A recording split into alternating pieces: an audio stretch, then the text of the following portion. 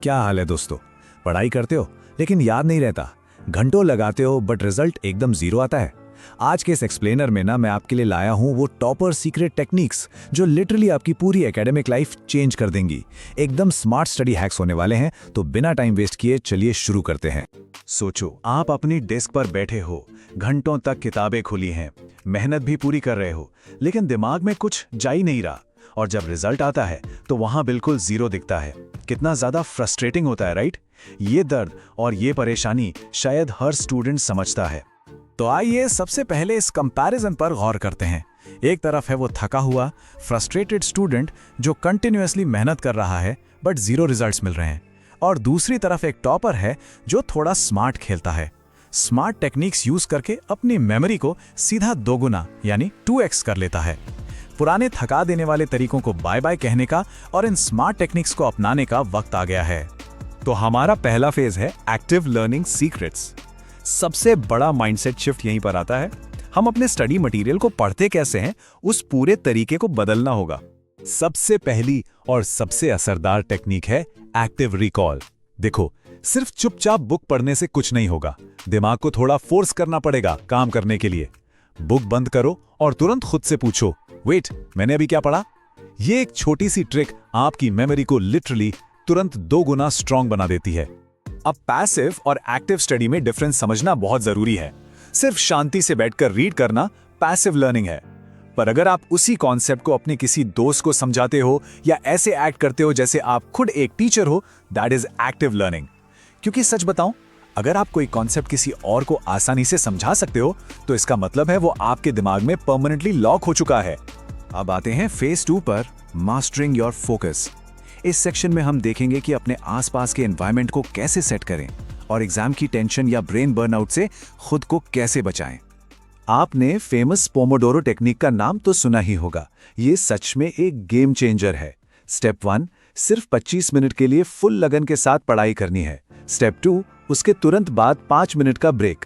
अब ध्यान से सुनना, फाइनल एग्जाम्स के टाइम पर जो स्ट्रेस या एंजाइटी होती है ना, उसको बीट करने के लिए ये 5 मिनट का ब्रेक मैजिक की तरह काम करता है।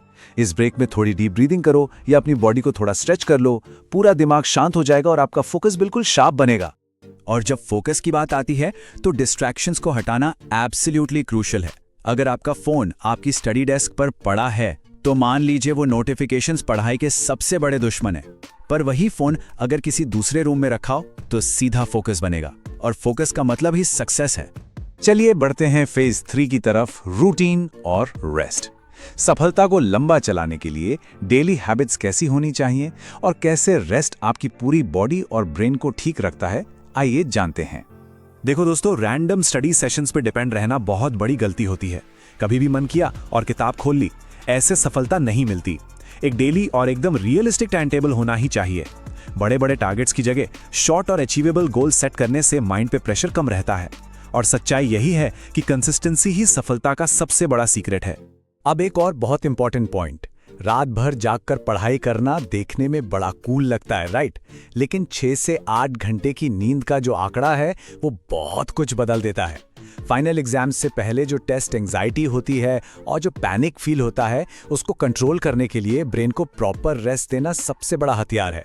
अगर स्लीप सैक्रिफाइस करोगे तो मेमोरी वीक पड़ जाएगी। अच्छी नींद आपको अगले दिन बेहतर परफॉर्मेंस की 100% गारंटी देती है। और अब सबसे धमाकेदार फेज 4, अल्टीमेट रिवीजन स्ट्रैटेजी। क्योंकि किसी भी टॉपिक को सिर्फ एक बार पढ़ लेना कभी भी काफी नहीं होता। तो मिलिए इस स्पेस्ड रेपिटेशन फॉर्मूला से। ये लिटरली हर टॉप स्टूडेंट का आखिरी सीक्रेट वेपन है। स्टेप 1, जो पढ़ा है उसे ठीक 1 दिन बाद रिवाइज करो। स्टेप 2, 3 दिन बाद दोबारा, और स्टेप 3, 7 दिन बाद एक बार फिर वही रिवीजन।